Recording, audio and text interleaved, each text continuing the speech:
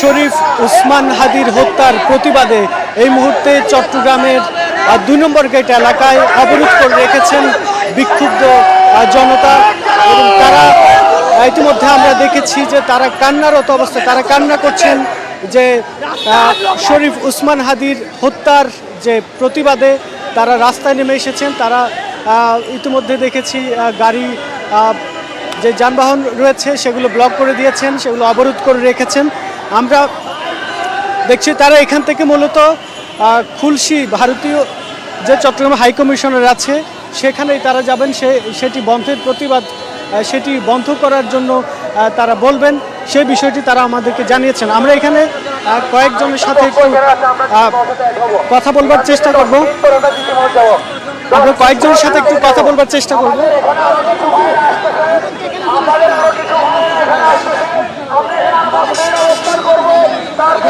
আমরা একটু কথা বলতে দর্শক দেখছেন যে তারা আসলে এখান থেকে যে খুলশী যাওয়ার জন্য তারা মূলত এখানে উপস্থিত হয়েছেন। আমরা তাদের সাথে তাদের দাবি কি সেটা জানার চেষ্টা করব। আমরা তারা ইতিমধ্যে যানজটের সৃষ্টি হয়েছে রাস্তায়, আমরা দেখতে পাচ্ছি তারা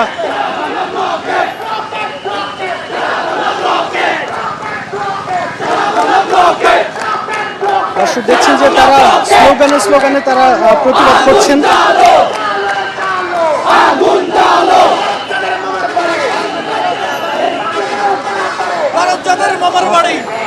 একটু জানিয়ে রাখি যে আসলে গত 12 ডিসেম্বর জুমার নামাজের পর রাজধানীর পুরানো পল্টনের কালভার্ট রোডে মোটরসাইকেলে আসা 2 ব্যক্তির একজন চলন্ত রিকশায় থাকা ওসমান হাদির মাথায় গুলি করে।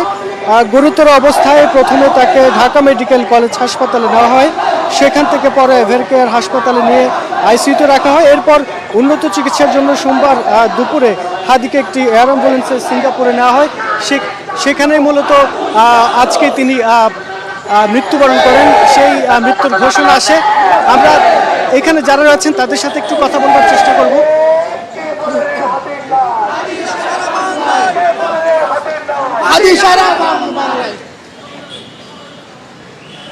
আমরা এখানে যারা আছেন তাদের সাথে একটু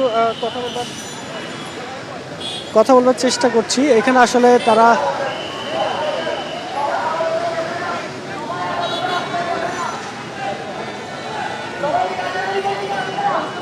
আমরা একটু এখানে যারা নেতৃত্ব দিচ্ছেন, এই যে কর্মসূচির নেতৃত্ব দিচ্ছেন তাদের সাথে একটু কথা বলবো।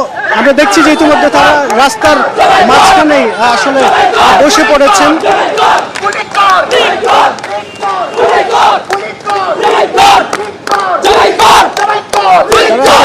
নানান স্লোগান দিচ্ছেন, আমরা একটু তাদের সাথে একটু কথা